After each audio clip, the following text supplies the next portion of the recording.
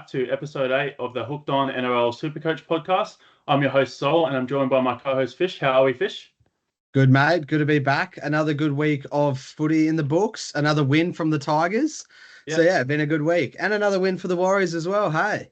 Yeah, that's it, mate. Got to rep the jersey in full force. You're wearing a Broncos jersey, though, I see.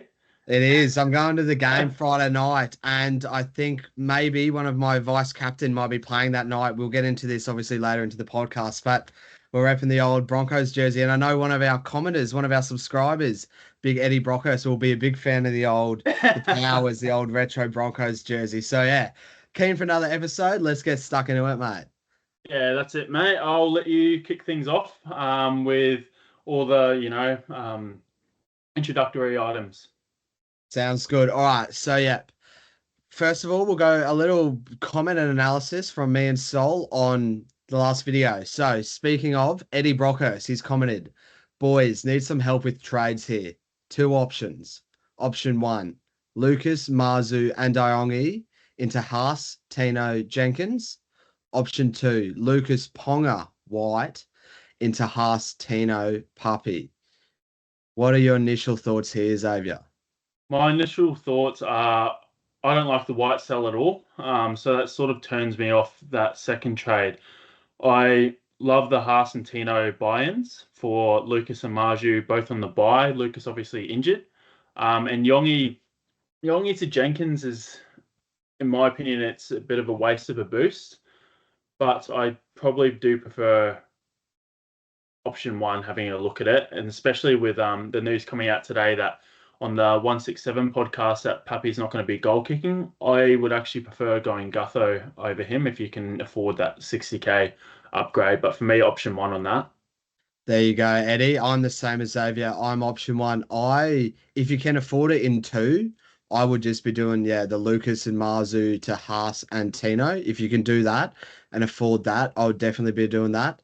If you are boosting, I probably wouldn't be selling Iogi, especially for Jenkins. Like, we don't need to go on Jenkins straight away. He did look good last week, but I think, as we know in Supercoach, prices don't rise for 3 rounds. So I would be just a bit cautious with that. But yes, out of those 2 options, I do prefer option 1. But I wouldn't be opposed to you to be doing option 1, but instead of buying Puppy, you sell Ponga for Gutho, who I'm big on and we'll get into kind of later in the podcast. So I don't know how the funds are working, how much money you got in the bank, but yes, that's what I reckon I'll do. So there you go, Eddie. Hopefully that helps you out. Another one here from Queenslander. He's gone, the Supercoach gods give and they take away, as you can probably relate to, Sol. 10:30 this week, but I had Cleary, Turbo, and Watson. So he's had a few outs, obviously. Got over 1,400 last week, so we had a good week last week. Looking forward to next week, as it is in SC. His new acquisitions this week are Gutho, Nicholson, and Humphreys. What are your thoughts on these blokes?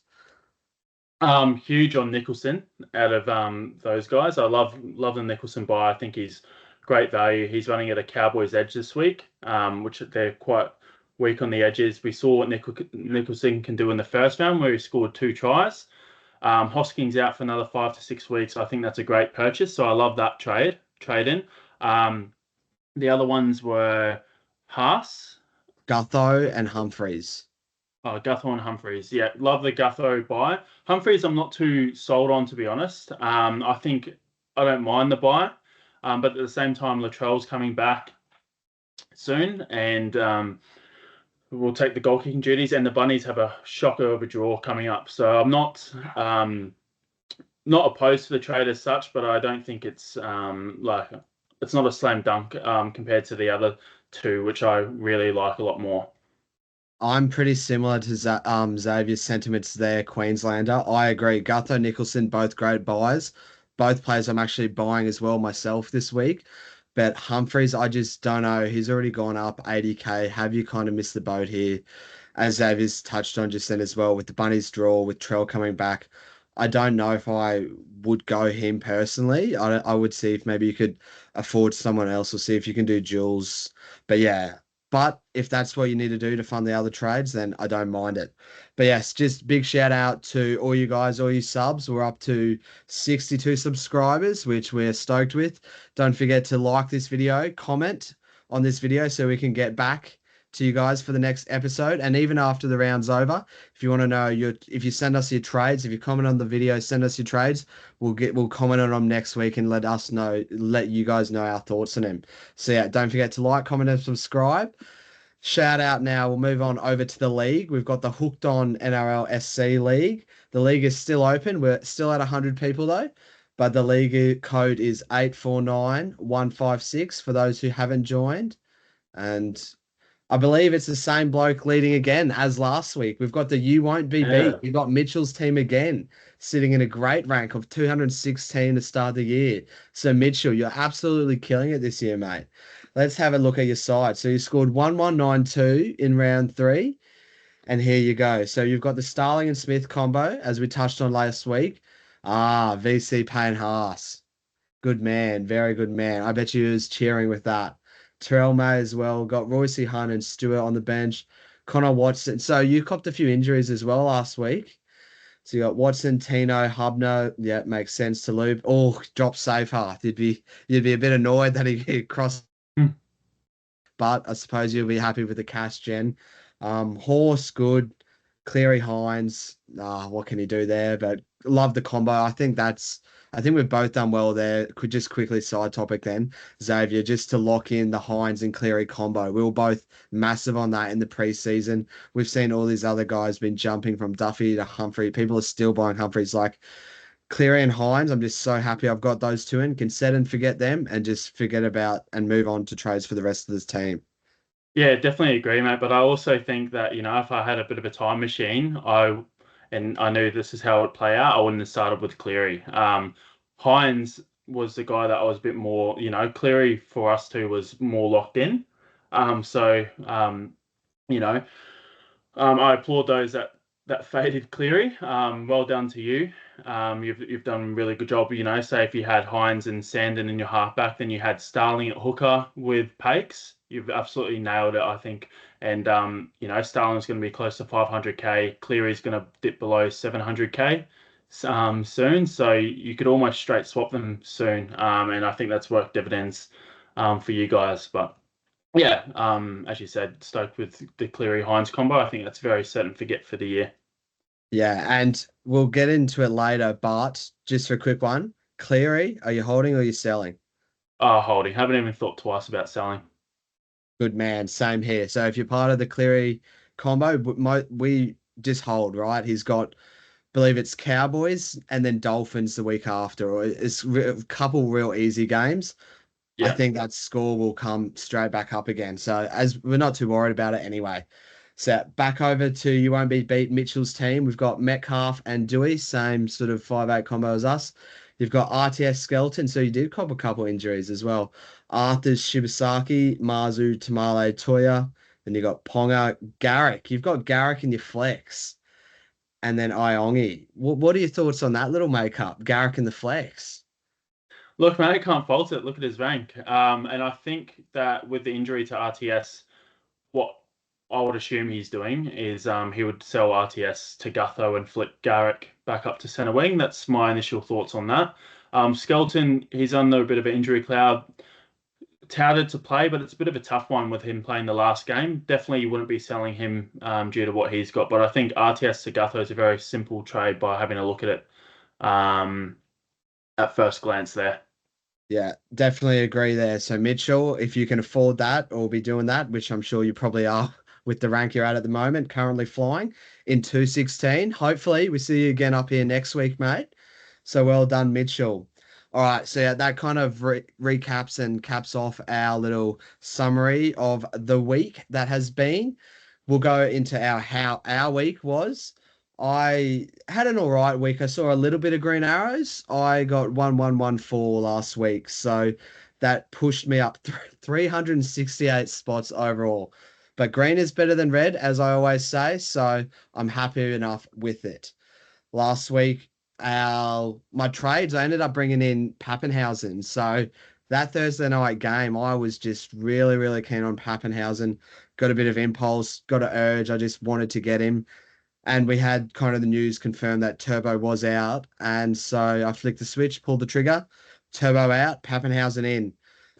Didn't really pay dividends last week, but 66 points wasn't mad at all. Obviously, threw the VC on him against Panthers. Hopefully, he can do better this week. But as it's kind of come to air, really, since teamless, he's been carrying a bit of an ankle injury. And now it's been confirmed that he won't kick just for this week. So hopefully, he's back to kicking next week. But he can, all reports are that he's still going to play.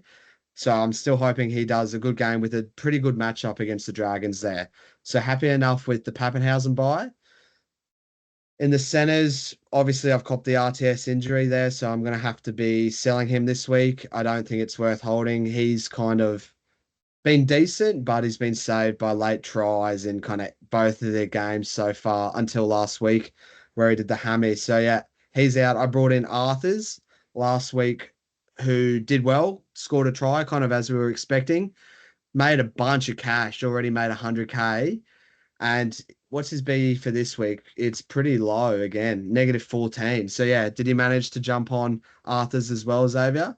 Yeah, I did. Yeah, very stoked with that purchase, and he's got quite a good draw coming up. So very happy to have jumped on him, like a lot of other super coaches. Yeah, quick question. If you didn't have him, would you be buying him this week? No way. Nah. I think if I didn't have him, I would be fading him completely and looking for pods because pretty much, it's a good. I think he's a great person to antipod. The majority of the masses have flocked to him last week. And everyone's going to be playing him. So, all it takes is for him not to get an attacking stat and he gets a dud score. So I think I would be looking elsewhere. I would prefer, if I was looking in the center wing around that price range, I would prefer going Howarth this week, for example, with and a better side, with a better draw. And I think he's more pod, so I like it a lot more. Yeah, good shout on Howarth there. I'm also a fan of that trade. Moving on to 5'8", Metcalf back to reality again with a 23. I think this bloke's on borrowed time. We'll see how he goes this weekend against the Tigers. But if he doesn't do well, that big 120 drops out. And depending on how the other 5'8s go, I've kind of got a bit of a keen eye on Brimson, Jaden Campbell, and Munster this week. I'm hoping that we'll kind of see and I'll kind of know who to go to next week. So yeah, if Metcalf doesn't perform for me, I reckon he's on the outs next week. How about you? What are your thoughts with Metcalf? I'm not sure what to make of it. Obviously another low score this week. Say you went sub 30 again, would shift my hand. But then again, like if he does well, then I'll be um, more convinced to holding him. I don't think I'm as keen as on the sell as you are. I think we look at the game and why he scored 23. The Warriors scored what, 6 points? They got one try. It was just an absolute slogfest of a game. Very low scoring. And I think when, the Warriors put on points, he's going to be at the forefront of it. So I'm very happy to hold for now. But, in saying that, another sub 30 score this week could twist my arm a bit. Yeah, so hopefully he can bounce back and give us at least like a 50-60. Otherwise, for me, he's probably definitely gone and you'll probably reassess next week. Halfback Heinz Cleary, happy with that. Obviously, Cleary injury, neither of us are selling. Not worried, just put him on your bench. He's going to be back next week. The injury, it was just a HIA. Everyone thought initially it was the shoulder. Turns out it's just a HIA. He should definitely be playing next week. So I wouldn't be selling him there. In the second row, we had Tino, just happy days, Moore's work. Horse got 58 with the sin bin. I was very impressed with his effort there, especially in the side they got flogged. So yeah, I reckon he might be one of the blokes I'm looking to hold for probably the whole year. Gilbert, 47. So the positive signs here was he played 80 minutes, a mix between lock and edge. So hopefully he's just adjusting now to the bigger minute role. Oh, well, I'm not really sure how the role turns out this week, but yeah, it will be interesting to see. Still happy enough hold, not looking to sell. Obviously, we've got the Lucas news. We're both big on Lucas, and he's unfortunately got injured with his hamstring, and it's 5 to 6 weeks, I believe, that Yeah. he's out for. So our hands kind of been forced there. We're both unfortunately having to sell him. We're definitely keen on him. We'll definitely be bringing him back. But yeah, just for now, can't hold that much money on the cash for that long, especially at the start of the season. That's it, mate. I'm a little bit furious about that in some way because if we had known that news that he was out for 5 to 6 weeks before, lockout last week, then I 100% would have traded him last week. And for me, like I didn't get Haas in, and he was someone I was heavily looking at, but I just couldn't make it work. And I ended up, we'll get to my team a bit later, but if I knew that Lucas was out for long term, then I would have sold him, and it's just a bit frustrating on that end. But what can you do? Exactly. I think especially because Haas went so big, it kind of makes it sting just that much more, which hurts. But that's super coach for you.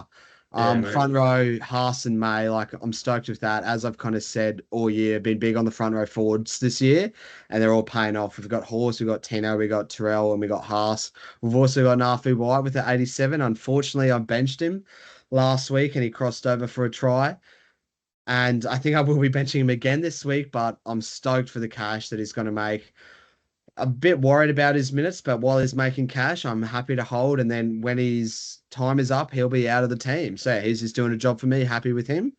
Moving on to hooker, Sandon Smith absolutely stunk it up for the Roosters. He's one of these blokes who I suspect is going to be a bit similar to Metcalf, who will have highs and lows. But I think in general, Smith should probably score better than Metcalf. I just think he's got little bit more base sort of thing. But yeah, hopefully we get a bounce back from Sandon Smith this week. Otherwise, this will kind of stunt all his cash growth. And we've also got Pakes there, who hopefully this week I get to see him cross over for a try in real life. So that would be good there. So yeah, a 1-1-1-4 for me last week, putting me up 368 points into 6K. So yeah, happy enough. Happy we're moving up. Happy with the ranks so far. I'm looking to make a bit more cash gen this week and just I'm going to hold Ponga. I know a lot of people are selling Ponga this week. I'm going to be holding Ponga. So I might take a bit of a hit there, but I just think for the longevity of my team, I'm going to be doing that. Moving on to Xavier now. So first of all, it's awesome to see so much of this league doing really well. So hopefully we're giving you guys a bit of good advice and you guys are listening to our good advice and not our bad advice. That's it. You're gonna have to scroll down So a bit to find me, mate. here, Xavier, Big Ciolo Soldiers. So you That's it, scored mate. a 10.52 last week, mate, taking you with a slight red arrow down 155 points. Yep. So we'll get into your team here. Kind of talk us through how you went last week, what your trades were, and yeah. Yeah, look, mate, I can't knock the trades that I made. I traded Kane Bradley, who was sort of like a dual AE for me, straight to Tamale. Sweet as with that. I traded Burden, who I had to trade because he got injured the week I brought him in. I traded him and got got Jesse Arthurs in by flicking Dewey up. And then I also traded Valmunga to Tino. So I think looking back at it, I can't fault any of those trades. The frustrating thing for me is that as I touched on, I would have one of my other options was to instead of trading Valmunga, I was going to trade Hopgood or Lucas. But then obviously we got the news to Haas instead, and then wait a week on Tino. But um, with if I had traded it, as you can see by my makeup there, if I had traded Hopgood to Haas, then I would have had to start Gachevsky, which I was not comfortable with, which is why I didn't do it. And obviously, if I had known that Lucas was out long term, then I would have traded Lucas to Haas. So it's a bit frustrating there. But yeah, overall, I VC'd Hines, and I was so keen on the loop, and then we were sitting together, and I was getting a bit keen for the Titans Knights game, and ended up putting this CO Marju. Had a bit of a road play there, played it, and it didn't work out at all. He got sub 40, so that cost me. Oh, I don't want to do the calcs now, but um, 7 points over Ponga. yeah, it was not great. Like I could have easily looped Hines there, which I was keen on doing. Then it's sort of what made me want to do that is that Royce Hunt, who was my AE, got 20. He was on 20, and I was like, oh, I don't really know if I want to take a 20. So that's why. But at the end of the day, that's super coach. Like I should have just stuck to the loop on Hines and taken the points. But I wanted to play a bit more aggressive and see if I could cop something else and got a bit greedy. So um, overall, pretty happy with the side. As you can see, I held Turbo, which, I'm very keen that I'm very stoked about that he's back this week and playing against the Eels at Full Pine. So I'm happy about that hold. The general makeup, I'm very happy with my team. I just can't seem to get much luck at the moment with Burden getting injured and now Lucas getting injured and not having and that's sort of making me fade Haas. So I've just got to fix up a couple areas. But overall, pretty content with the side and the makeup of it. I just need to start making some more aggressive plays, I think, and to climb up the ranks because, as I said, I hovered around 30K. It didn't really move up or down. I moved down like by 150 ranks, which is nothing. So I'm keen to rip in and start getting a bit more serious, and we'll get to my trades and stuff later, but I'm going to take a very aggressive approach this week. That's the spirit, lad. You can always go up. The side, as I said, I think it does look good. So yeah, it should be hopefully you're off for a bounce back and you start climbing up the ranks and to the top end of the league. Because yeah, you guys in the league are doing really well. So hopefully we're helping you out a little bit. And for you won't be beat. For you, Mitchell, hopefully you keep it up, mate. But by the looks of it, we've got 3 blokes in the top 500 in our league. So you guys are absolutely killing it. Keep it up. And yeah, moving now on. So that's our sort of our league covered up and reviewed, and the week that has been. Moving on to this week, we'll just quickly go through TLT this week. We're just going to go through the changes, and then we're going to introduce a new segment into the podcast. Me and Xavier are going to be giving our comments on the sort of the 10 most purchased and the 10 most sold players and just our general thoughts on them. So moving on now to TLT this week. We've got Thursday night, we got the Bunnies and the Panthers. For the Bunnies, AJ makes his return that has had him injured on the sideline since round 21. Tass moves into the Senders, and Campbell Graham has been sidelined with a calf muscle tear, and I believe he's out for a month. So I feel a bit bad. The poor bloke can't catch a break. And then for the Panthers, we've got Trent Talawe in the number 7 jersey, taking over from Cleary. Laurie is in the squad this week in fullback, and Jenkins has kind of kept his spot. He's in the centre spot with Alamotti on the wing there. Any thoughts here quickly, Zave, on the Bunnies Panthers? No, I think it's pretty, it's obviously sad to see Campbell Graham cop another knock. As far as the Panthers goes, like they're a bit injury riddled as well, obviously with Edwards and Cleary both out. Laurie and Trent both come in, and Trent carved up in the trials, so keen to see him play and get a shot in first grade. But yeah, I think we can jump over to the next one. Yeah, just some bloke I'll quickly talk about because he won't be in the top most brought in this week. Thomas Jenkins. So he looked really impressive on debut. Obviously, he played fullback, so his base was a bit increased. But I reckon. First of all, do you reckon he plays center, or do you reckon he switches with Alamotti and goes to wing? No, I think he plays center. He is actually the 10th most brought in, so we would have got around to him. He's in there. All right, Yeah. we might save him for them then. All right, so just quickly then, tips. Who you got in this one? I've got Penrith. Penrith by 13 plus or 1 or 12? Nah, 1 or 12. I'm going to say my margin for them will be 10 points. 10 points. I'm also with the Panthers, and I think it will be a closer game than most people expect. I'm expecting unders. I'd say, yeah, Panthers 8 to 10 points I'll be doing. Also, I got the perfect round last week in the tips, 8 for 8. Awesome. So happy with that.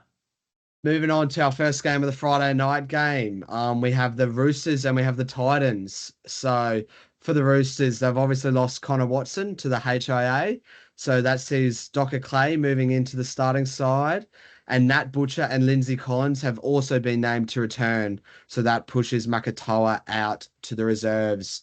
For the Titans, we've got De Groot comes in for his second game at fullback in replace for, unfortunately, Kinney, who's suffered a neck injury and will be out for the season. So it's a bit of a massive blow. Devastating. Yeah. For the Titans and just for the bloke as well. Like, as we're both big on him, he's such a good watch. He's such a young sort of talented star. And for him to be now sidelined for the rest of the season would no doubt be tough on the young man. So thoughts are with you, Kinney. We also see AKP and Jolive remain sidelined. Sorry. So any thoughts on these blokes? I know there is someone named in the number one fullback position who you are keen on this week. Yeah, mate. As I said, making aggressive trades. We'll get to my team, but I'm keen as on Tedesco this week, just for the viewers out there. We'll get to that a bit later, though. One thing I will say is if you do have Watson, please do not sell Connor Watson. He's a definite hold. He looks like he got copped a HIA. He was on 30 points in the first half in just pure base. You know, the week before against the Panthers, he turned up. I think he's going to be very close to the hooker to own this year. So if I had him, there's no chance that I'd be selling him. So definitely hold firm on Connor Watson. But other than that, not too much else to comment. Obviously, very sad to see Kenny injured, especially after last season he stamped his authority on the Titans number one jersey, and now to see him go out like that with a possible season-ending injury is, really devastating for the bloke. So, he's an awesome player, and I hope he can come back. Wish him a speedy recovery, and I hope he comes back 100% and as quickly as possible. Yeah, and so with that, how do you see sort of the Titans lining up in the future? I'm sort of thinking I don't think Brimo will play fullback this week, but I think they'll end up pushing Brimson to fullback. What do you reckon they'll do sort of long term?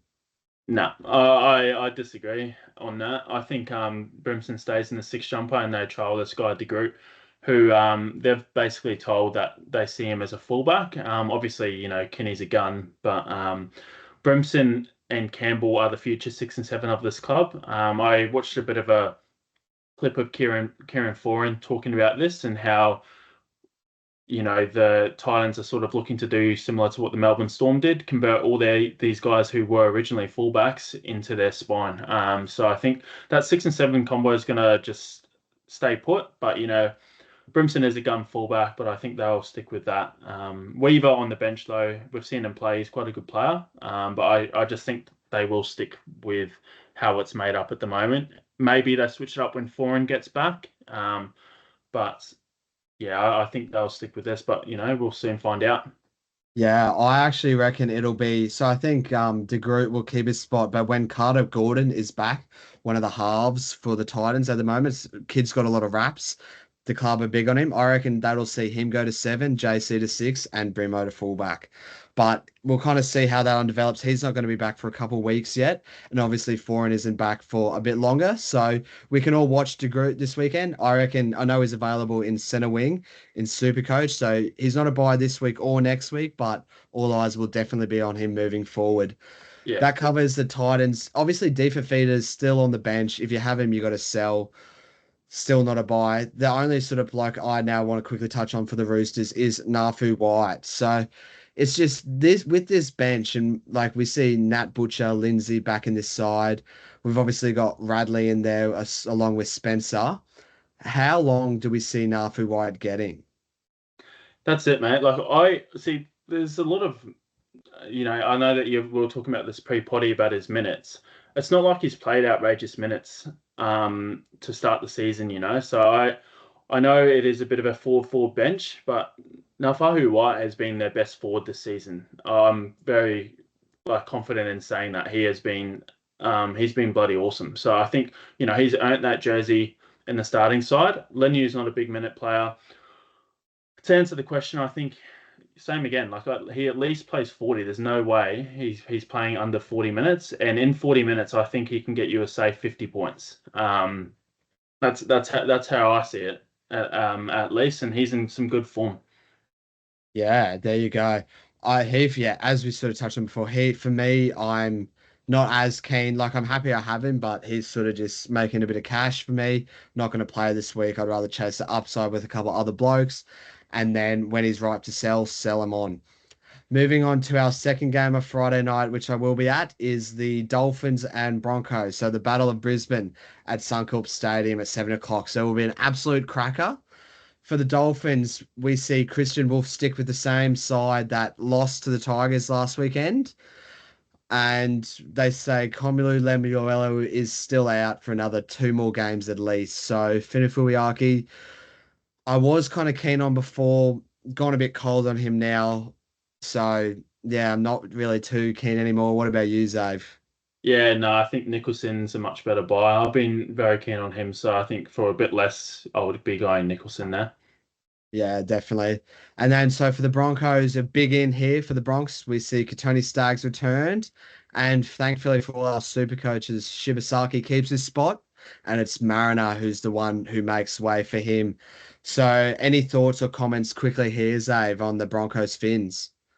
No, I think it's pretty standard. I was never in the camp of having Mariner keep the spot over Shibasaki. I think all the news in the preseason, etc., how they lined up with Shibasaki on the left, we all know Katoni's a right centre, pointed towards him keeping the spot. So I was never really concerned about him dropping out. But yeah, not too much to comment on this one, mate.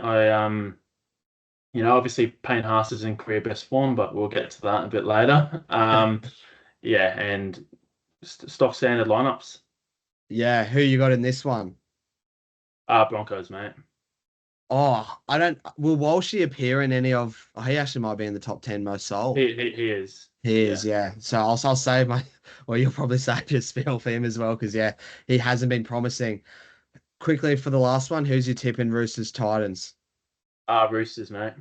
Chookies. I reckon Chookies should be too good for them at home, but Titans looked good last week, so that might be That's one it. where I'm on Chookies now, but I might sort of, depending on the teams and final lists and whatnot, be changing. And then for the Dolphins Bronx, I've got the Bronx. How many for the Bronx for you? I think Bronx. I'm hoping they tower them up. So I'm gonna say 13 plus. Gonna say I'm gonna say 18 points they put on There margin. we go. Obviously, the Dolphins have been real disappointing this year. They're obviously 0-3. I don't know if it's the old Wayne Bennett leaving the club sort of thing, but yeah, they just don't look good. I suppose the only bloke that's looked good is Isaiah Katoa for me, but I think Dolphins will be up for this game, especially it's the Battle of Brisbane, sold out Suncorp Stadium, 50,000 people there. It should be an absolute cracker. So I reckon it'll be a close game, similar to what we saw last week with the Cowboys. We saw the Cowboys sort of turn up against the Broncos at home. Well, the Broncos being home, sorry. And yeah. So moving on to our first game on Saturday, we have the Dragons versus the Storm. For the Dragons, we see Toby Couchman move into the starting side, and David Clemmer he's obviously joined the club, and he's making his club debut off the bench. Young back rower Dylan Egan is also on the bench, making his debut with both Blake Laurie and Raymond Fatila Mariner dropping off the bench and out of the squad. Sully's been named despite suffering the rib injury in round two. And now for the Storm, we see Tyron Wishart, sorry, take over the little versatile Milner, take over at halfback for Dylan Hughes, while Grant Anderson moves to the centre and replaces Nick Meaney, who copped that horrific jaw injury and saw Yeah. Pappenhausen sort of take the kicking boot last week, but as we touched on early doors, won't be kicking this week, confirmed from Pappenhausen himself.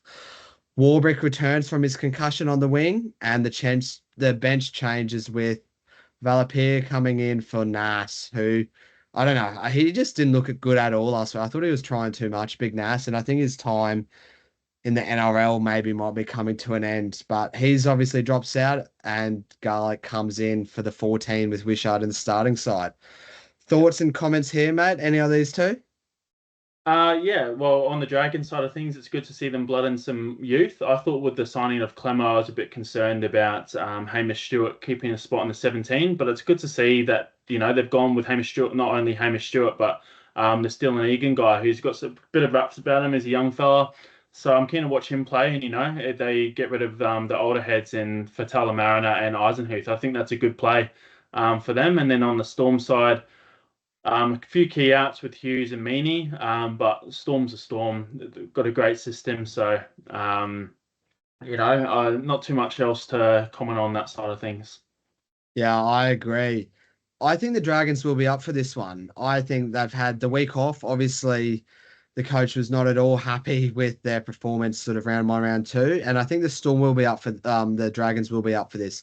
I still do think the Storm will win and be too strong, but I think we should see, I'm hoping for plenty of points especially when we get into the blokes who we're trading in this week, and two of the ones are from actually the Dragons, but we'll get into that then. So for me, I've got the Storm, still could possibly be 13 plus, but I've got the Storm 1 to 12, I reckon. How about you? Who you got this game?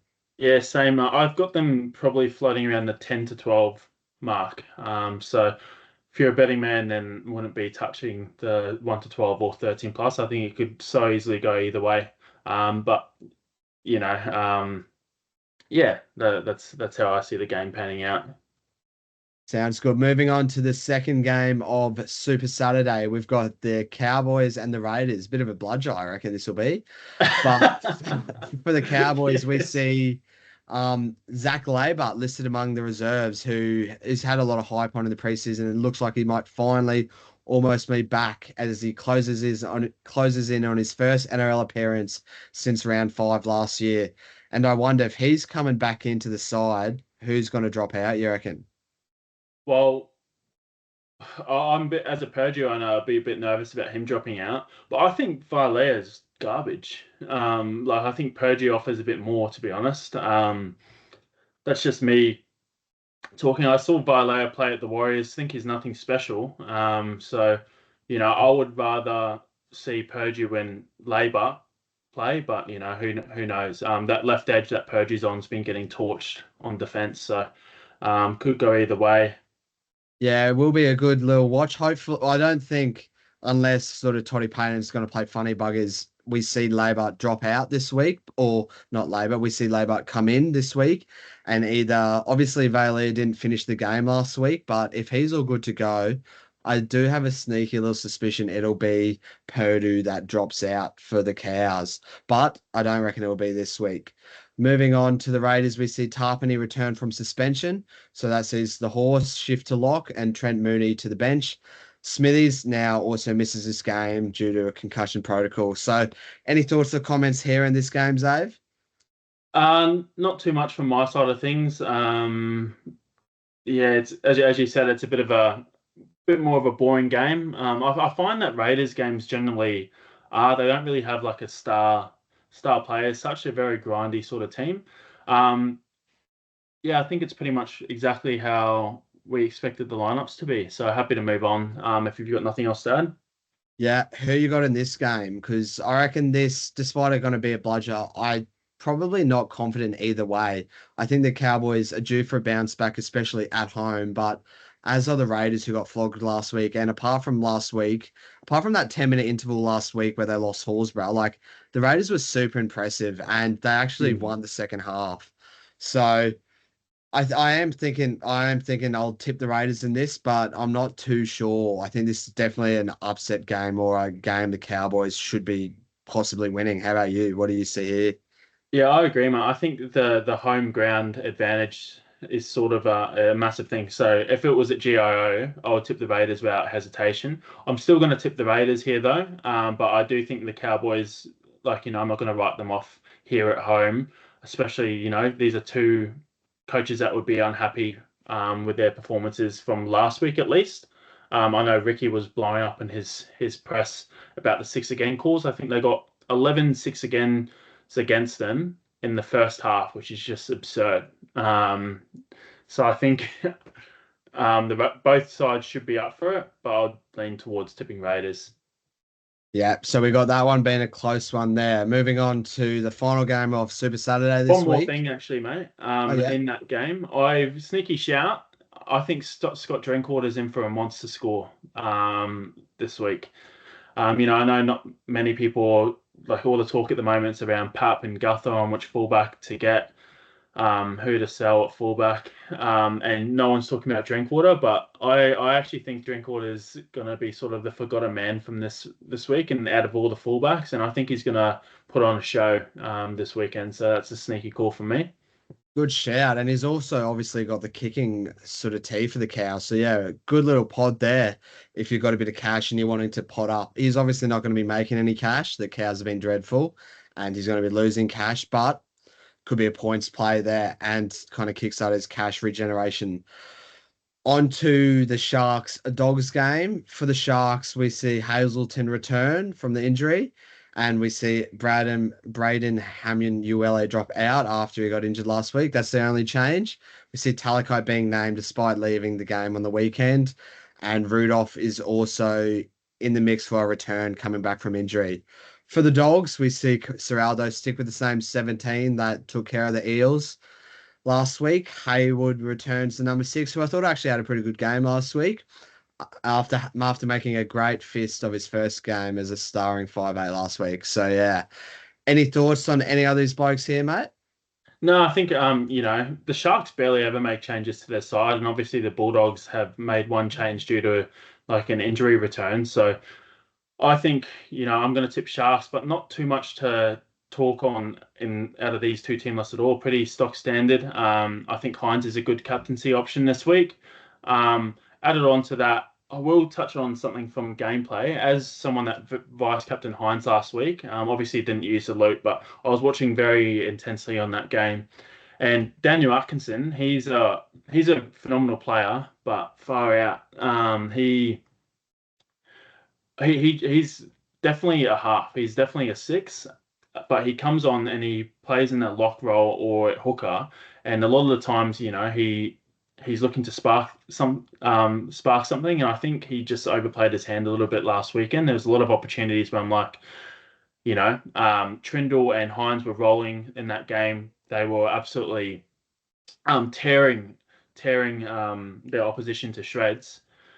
Yet, Atkinson wants to go for a run or dart out of dummy half or take a carry himself when, in games like that, when your halves are so dominant, all you really need is just to feed off the back of that and give them good, clean service early. And yeah, he's a phenomenal player, Atkinson, but that's something to touch on that, if you're looking at captaining Hines, and you see him on the team list, it's something that could persist, and something to keep an eye on. Got to be wary of it. That's just sort of you talking about that. Then sort of reminded me of the last Saturday night watching sort of Ponga play, and we just saw Cogger just would not pass out the back. Like that Yeah. bloke just every single he was either running it or he was kicking it. He was just making the wrong call every time. So it'll be interesting to see if he keeps his spot. Obviously, there's been a lot of talk about the Knights halves, but yeah, I don't rate him at all, and I think he's bad for KP. So hopefully they can just drill it into him, just pass it to KP. And Atkinson's role is a bit different. Obviously, he's a 14, he's coming on to make impact rather opposed to That's it. sort of a 7 who's out there the whole game. Yeah. But yeah, it was just super frustrating, definitely. That's it. And yeah, I think Atkinson's a really good player. Like, I'm not going to get that twisted at all. It's just, yeah, I just don't know about him in that role. I think they lost a lot when Brayley had come off. Brayley actually is such a good hooker. He gives the ball right in front to his halves. He knows his role. He makes a million tackles. He's so reliable. And I actually noticed such a big shift in the Sharks attack when he came off. It felt like it was a bit more stunted and they weren't as free flowing. And I'm going to put it out on a limb. I think Brayley's a very good shout to play Origin this year for New South Wales. There you go. And obviously, Reece Robson's been a bit terrible. So I suppose there is sort of that hooker option open. I reckon it'll be Connor Watson, but do they go Watson 14 and then they have that sort of hooker role there? But yeah, I definitely think Watson will be in the team.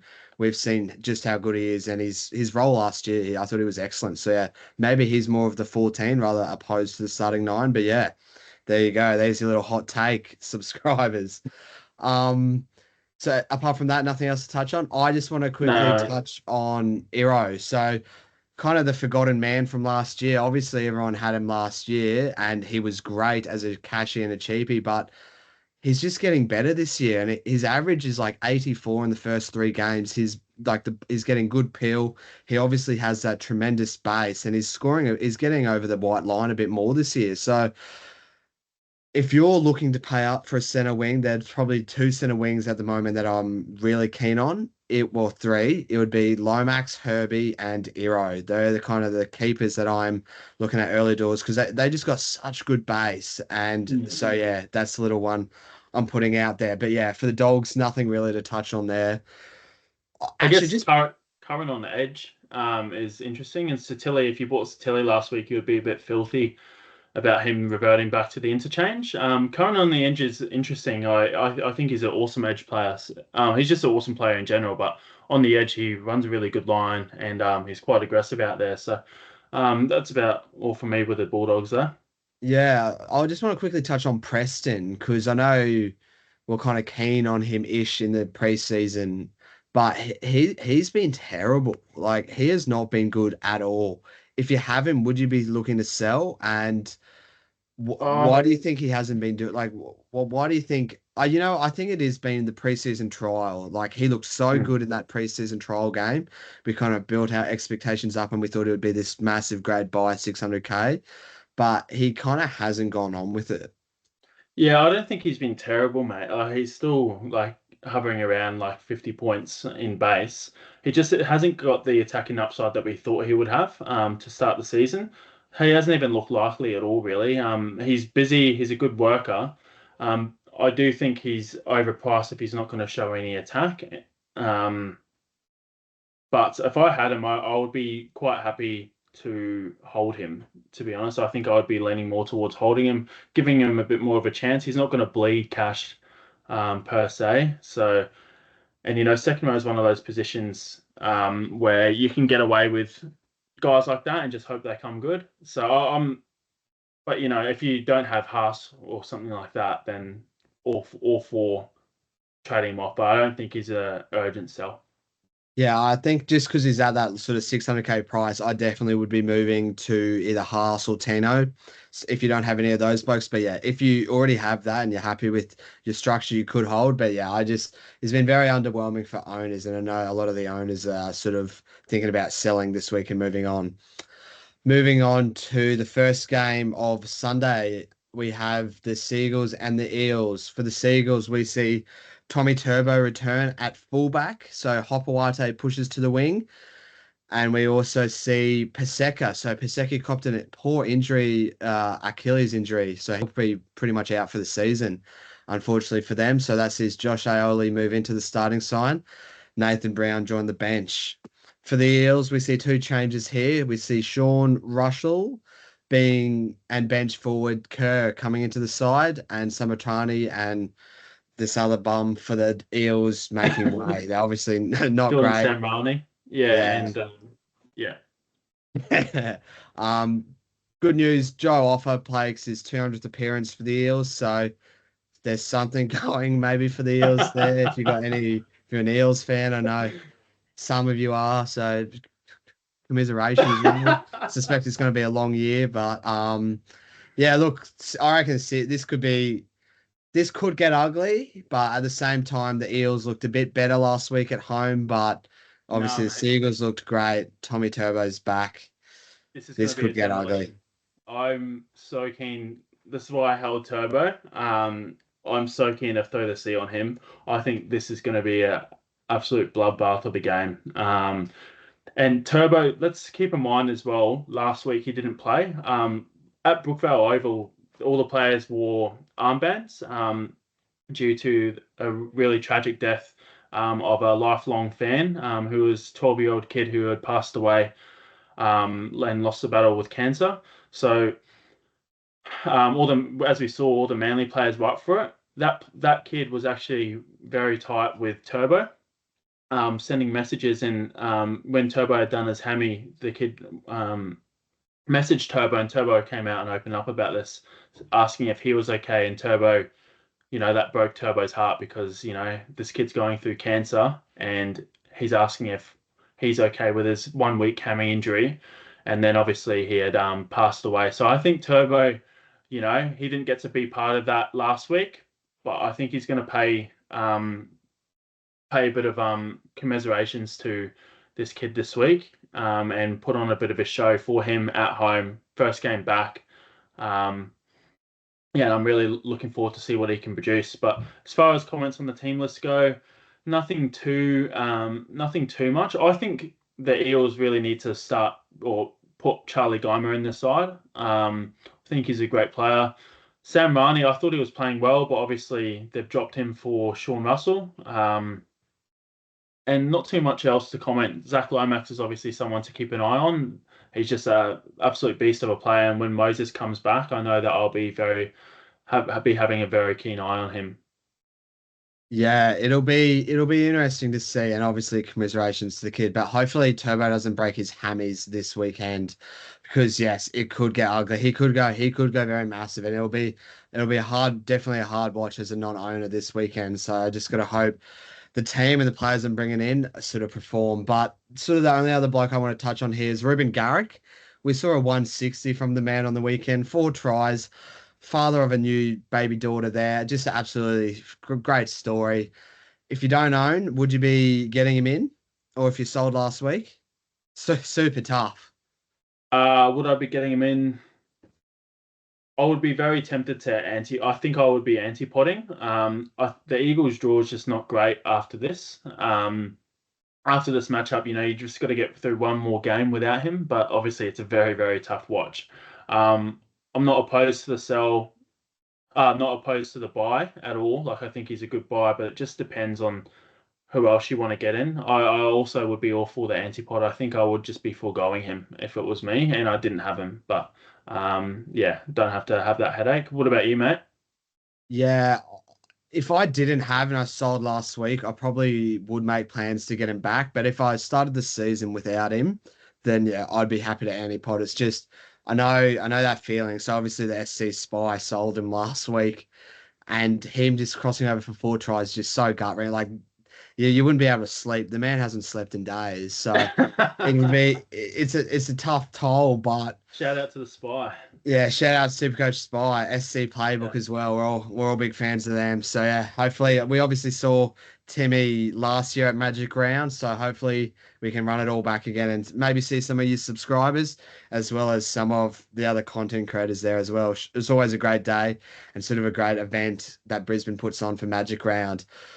I've got the Eagles in this. Don't know by how many, but I see the Eagles winning this. How about you?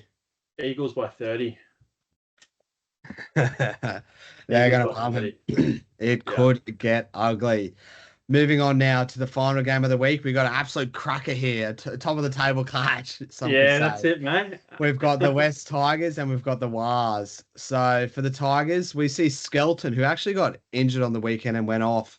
He's been named to play, but we see Far Tarpe, I believe, is in the number 22 and will be, I believe, all the rumors and all the talk is Skelton is actually going to drop out for this week, and Far Tarpe is going to come in on that wing there. So bit of head noise for owners of Skelton, but that's a tricky.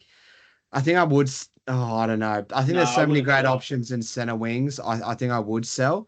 But if there's no other fires burning, and if you got other fires in your team, definitely worry about that. But sign of if you got no fires, I'd be sort of looking to move on, especially for one of the Dragons boys who we'll get into very shortly.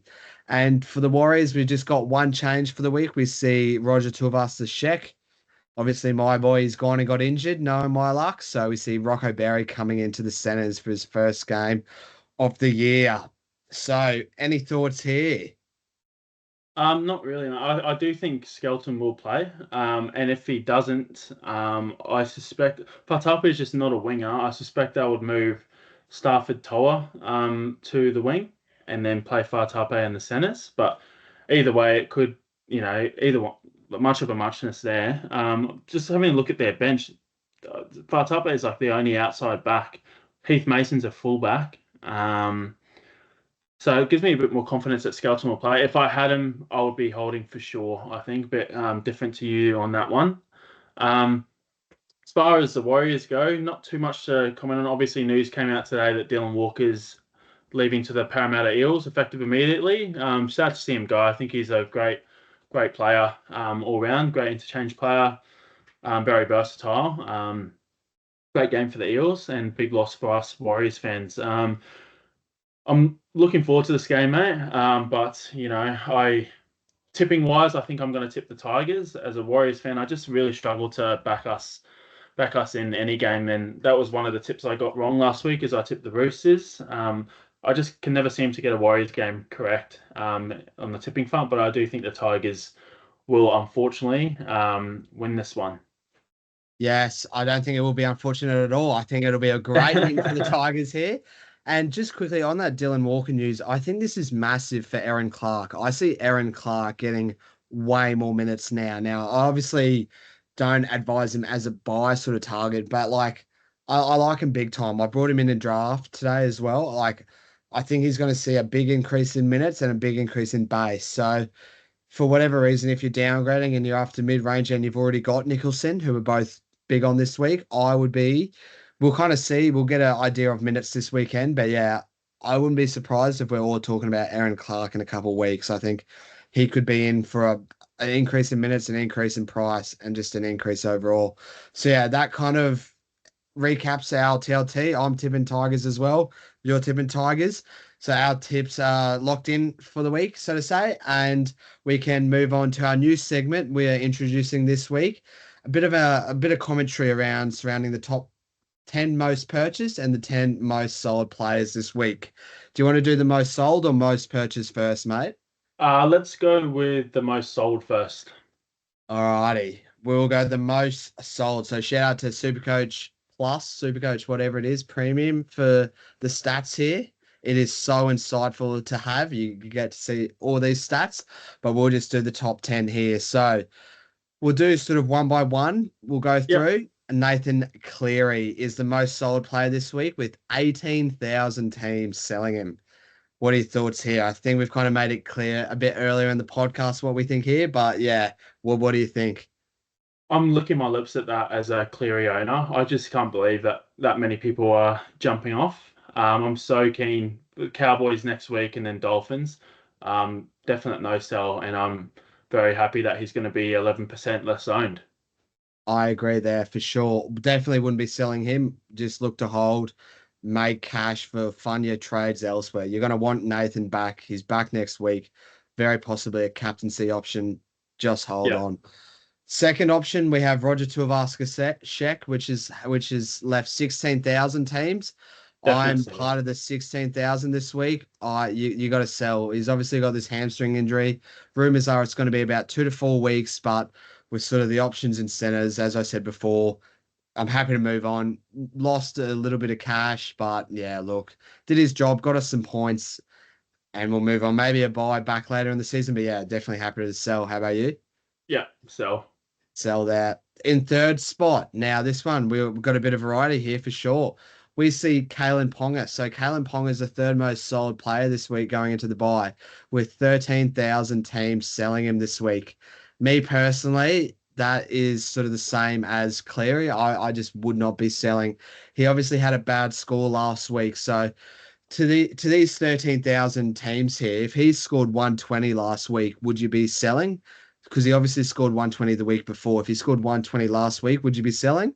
Definitely not. Like he's a gun. He's a goal kicking fullback. He's the leader of the Knights team. If the Knights are to do well, we talked about how easy sort of their draw is this year. I look, I understand the trade for some people, especially if they need to like break their side to get Haas, but I just I just don't know about the sell. So for me personally, I'm not keen on the sell, but we'll throw it over to you, who is someone who is a bit more keen on the sell and who's very possibly is selling this week. Yeah, man, I definitely am selling him this week.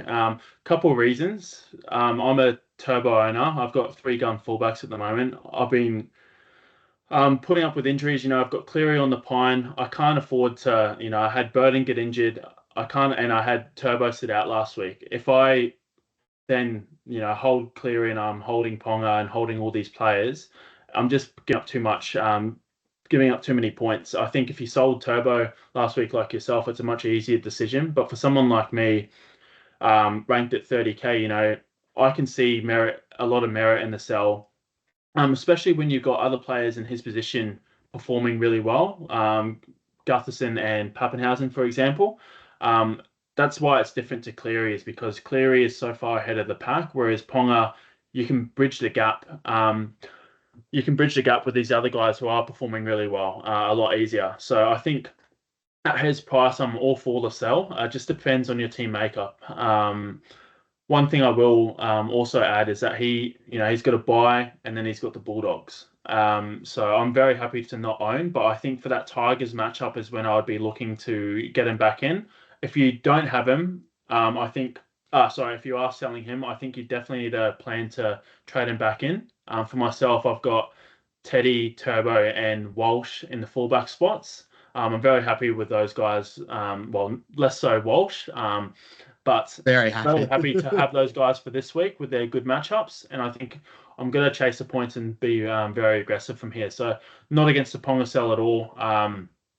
Especially if you've like me and you've held Turbo, you're holding Cleary, you've held Lucas. You just got to get some points on the board, I think, and one of the best spots to do that, as we know in SuperCoach, is fullback. So I think you can definitely go this week without him. You can go next week without him against the Bulldogs, away from home at a core, which is going to be a tough game, and then reassess from there. Yeah, so there you go. A bit of differing opinions there. I definitely wouldn't be selling, but I suppose as you should have mentioned there, depending on his circumstances, especially if you are sort of chasing the pack, you got to make up pod plays. I like it, especially because there is so much variety in fullback with the high scorers. Number fourth most sold, we see Dylan Lucas. Unfortunately, he's out for 4 to 6 weeks. He is a sell. We both agree on that. Yeah. It's just unfortunate that, yeah, we didn't get the news earlier, so we could have sold instead of other players. But that's all right. Nothing you can do there. Number five most sold this week is Tom Duffy. Obviously dropped last week, didn't play. So I'm assuming this is just owners catching up from other trades and moving him on. Definitely still a sell. Any comment there? Yeah, definitely still a sell. I will say though, if you have Cleary and Duffy still, and you, I mean, it depends what your makeup looks like. I know I've heard of a couple people just willing to play an AE. You know, that's that depends on who your AE would be, but I think I'd be looking to shift Duffy on for sure. You need to get someone in. Whether that's this week, it just depends on your team makeup. But he's a definite sell. If not this week, the next week, the week after, whenever you can do Anytime in the next 27 weeks, he's a sell. So you may it. as well just sell him now. Utilize the cash. Hopefully the bloke you bring in starts making a bit of Well, cash. that's it, mate. Like it depends what other trades you have to do. That's all I'm saying. He's a definite sell, but whether he's a sell this week is totally team dependent, I think. Yeah, moving on to the sixth most solid, we see Jerome Luai. And I get it. So he's lost 72K. I think NRL wise and footy wise, he's been great. But Supercoach wise, we kind of saw this from the Panthers that he just doesn't accumulate points quite like sort of even Galvin does. Like Galvin just has a lot more base, whereas Luai is a bit more of a cat, doesn't get involved in as much work, but sort of just runs the team and runs the ship. So I get the sell. Would you be selling him if you had him? Jeez, man, I'm just taken back by you calling your marquee player a cat. Yeah, you got to change. You got to warm to Luai. So Yeah, fair enough, lad. I would be selling for sure. So yeah, yeah, sell on that one. Move on to on to this. Heffington. Yeah, on to the seventh. We got Kobe Hetherington. Oh, like he's for me, he's not an urgent sell. I get the sell, but he's not an urgent sell. I would much prefer selling the bloke underneath him, Jakasevsky, over Kobe Hetherington in that second row if you had both. But if you didn't, and if you're upgrading, say, Hetherington to Nicholson or to a Haas, like completely get that. But I don't think he's an urgent sell, but I understand the sell. What do you reckon? Yes, similar to you. I think more people would be selling Heffington just because he's obviously worth more. You can free up more cash. He's not going to make money, and his minutes have just been going on a downward trend. So very happy to sell him. It just depends once again on team makeup, and if you need to sell him, like as you said, I would sell Kaczewski over him for sure. But that being said, like Heffington's worth more. So if you need that extra cash, then no hesitation would pull the trigger. Makes sense. On to the eighth bloke. We see, as we mentioned there, Gusevsky. Yeah, we've fallen for the trap there. He got 80 minutes round one, scored a try, looked great. We both brought him in, and he has been shocking. He isn't good at all. Like he misses tackles and he gets hooked early doors. So regretting the purchase there. Should have gone to Marley, but What can he do? I'm looking to move on. It's not an urgent move on. I don't think he's going to affect too much. What's his BE? 34. So if he scores a 20, he's going to lose like what, 10K? Hopefully he might jag an attacking stat against the Dolphins. It's just how many minutes does he play? What do you reckon there on the sell? Yeah, I think he's a great sell. But it just depends. Once again, I think he's a definite sell. At some point, it's just whenever you can manage to do it. If it's not shaping up this week, and you've got to prioritize. I've always been big on you've got to prioritize who you want in more so than who you want to trade out. Gachevsky's 260K is not harming anyone. Obviously, he'd be awesome to get rid of. Um, so awful to sell, but like he's worth fuck all. So you're going to be struggle to sort of move up to someone that's worthwhile. Unless your team makeup allows for it. So definite sell. Yeah, moving on to number 9, one of your boys, Reece Walsh.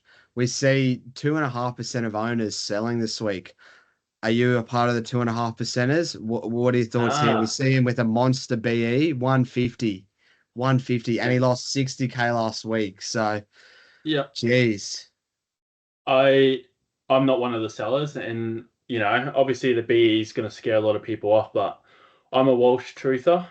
He's going to come good. He's played the two worst games I've ever seen this guy play. His draw looks phenomenal. Coming up, he's got like 5 games coming up at Suncorp in a row. So I'm very happy to hold him. But I can understand why people are selling. I just think, after this week, that score of 9 drops out. He's got a good draw. He's going to be back on the up again in price, and hopefully his form just turns around. That's what we're all sort of banking on as owners, and that's what I know I'm banking on. But against the Dolphins this week at Suncorp, I haven't really even considered selling, but I can understand it. As you said, as I said, I'm just trying to be a bit more aggressive and go for the points. So, because I need to make my way up. Yeah, I think, look, if you've started with him, you've kind of made your own grave. Even if he turns up this weekend, he's going to be about 600K next week, which as a non-owner, a Walshy for 600K sounds great. But I need to see the form turn around. It's just the eye test for me. He hasn't looked good at all. Like he just Mm. looks off, right? Like he's missing his timings. He looks like he's down on confidence big time. So if Yeah, you're an owner, as I said, you kind of have made your own grave here. And I know Ayong is doing like the same, scoring the same, if not more than him. So, oh, like I don't know. Like I would much prefer selling Walshy over Ponga, but it's just if you need the numbers this week, sort of thing. But yeah, definitely understand the sell. He's looked super frustrating, but hopefully for you owners, he gets a bounce back soon. And then moving on to the 10th most sold bloke, we have Connor Watson. Xavier sort of mentioned before, and I agreed big time that don't sell. Like he could be the best hooker, one of the best hookers this year.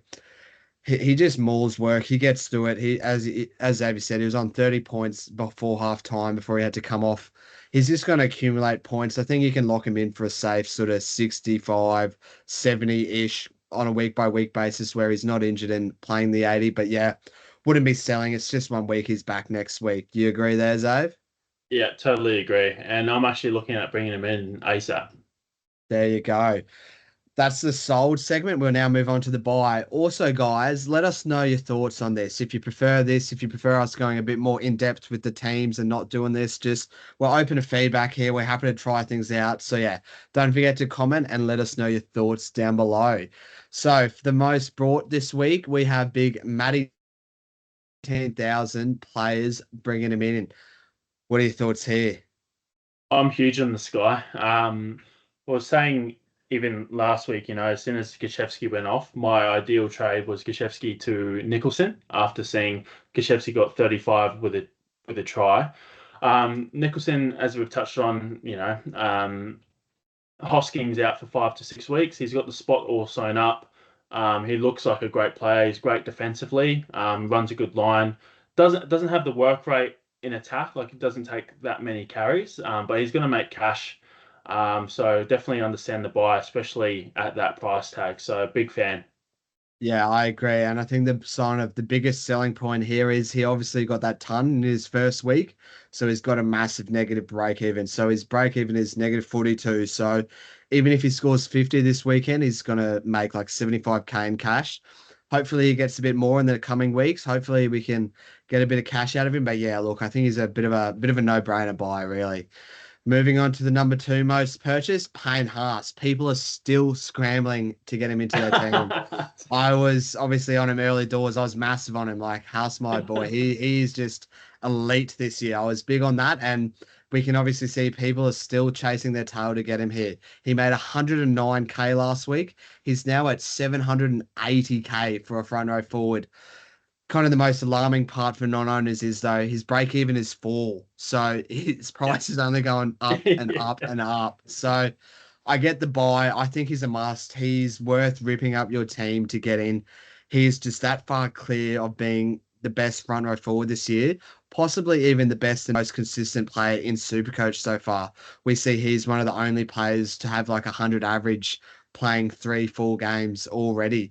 So yeah, was obviously massive on Haas. Love the buy. Don't love the buy anymore. I think it is overs, but you got to get him in, and I think it's worth it. So yeah, it's a buy for me. And who is buying him this week, mate?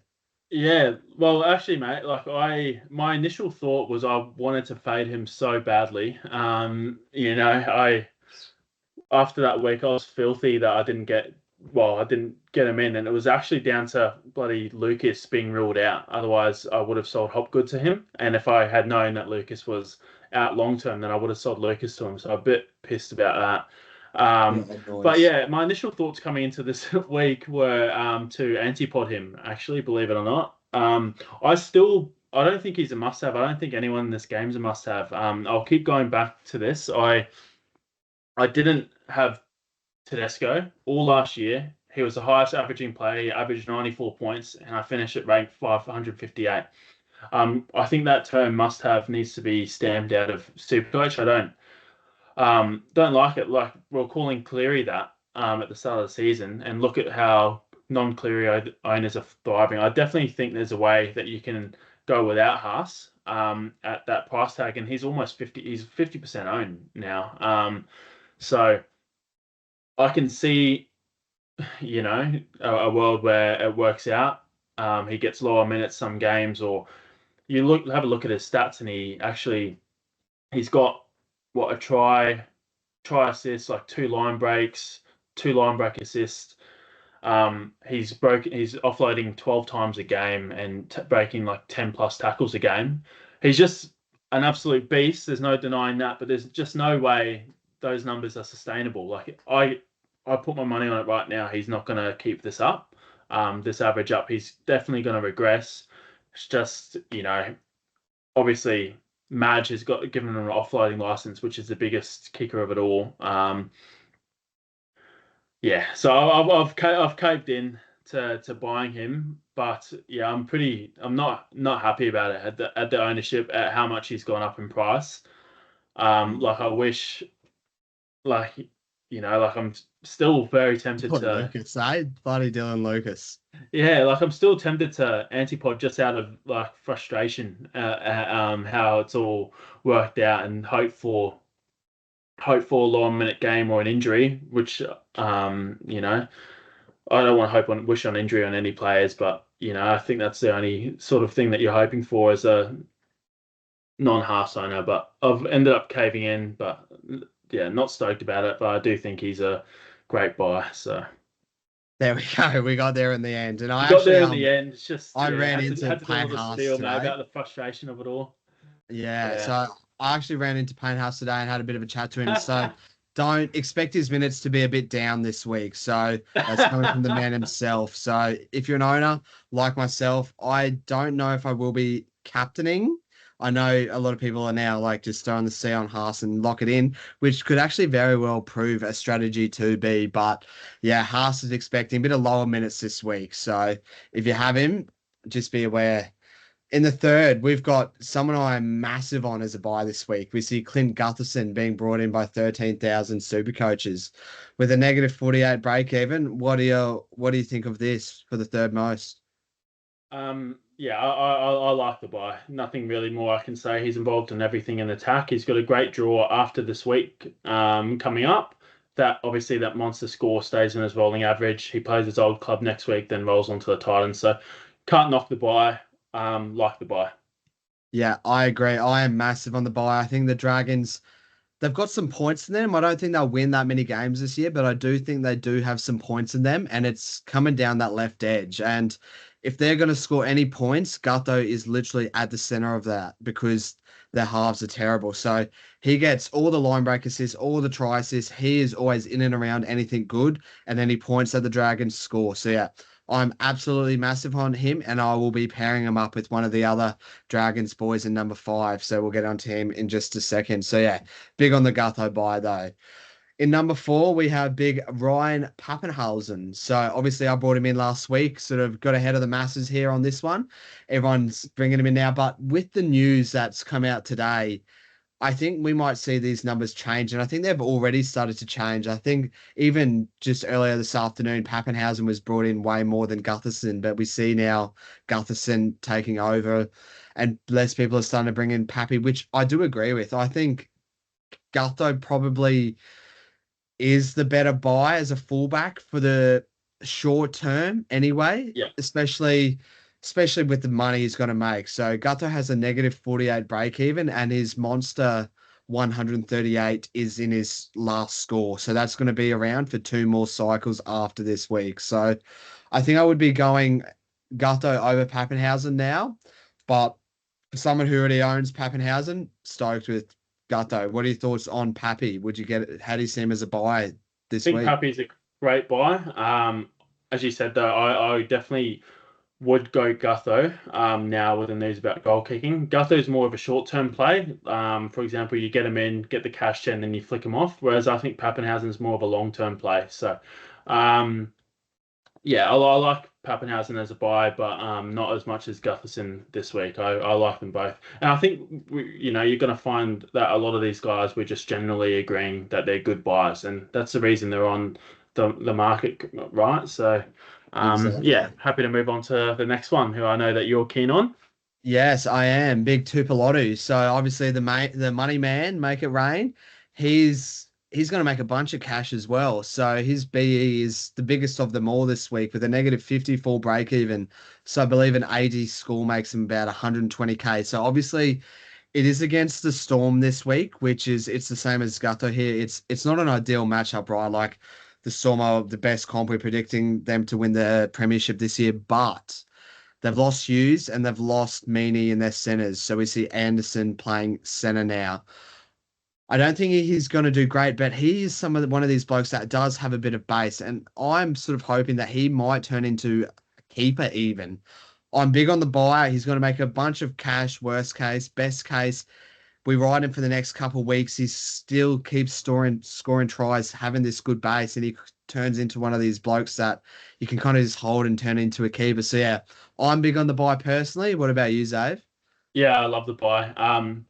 Got him in draft off the waivers in round one, and was stoked about that. And he's just looked unreal on that left edge. So I think he's a great player. Gets a lot of good attack down, and that's where the Dragons favour their attack as well. So I'm a big fan of the buy as well.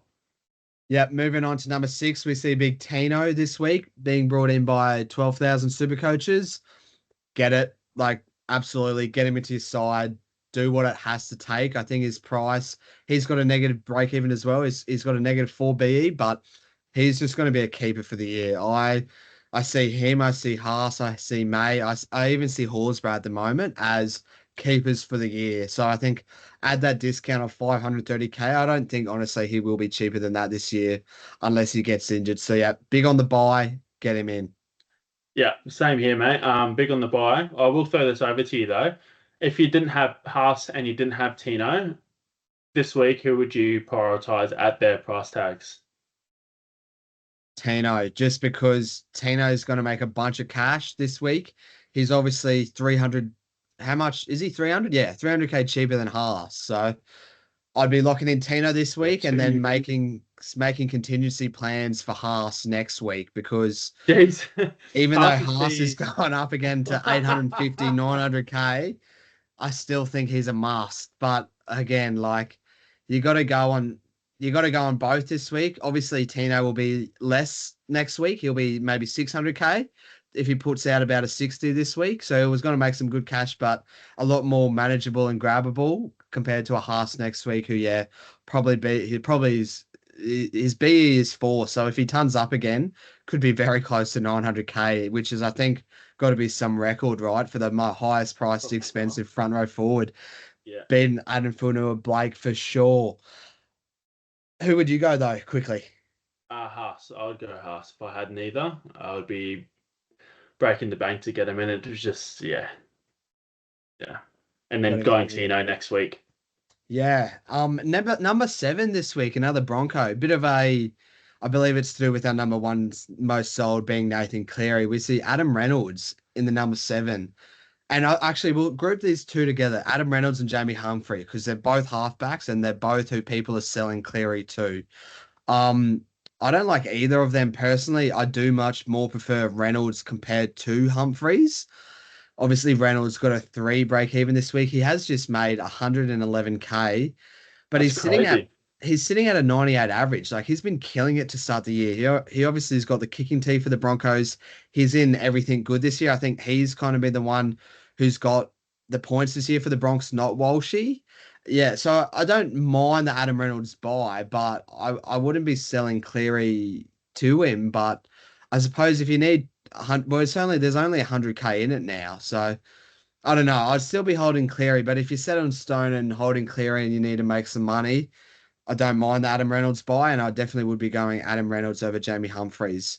As we sort of touched on before, I think we've missed the boat on Humphreys, but what do you reckon on those two? I think out of those two, depends on the situation. Say I had Duffy.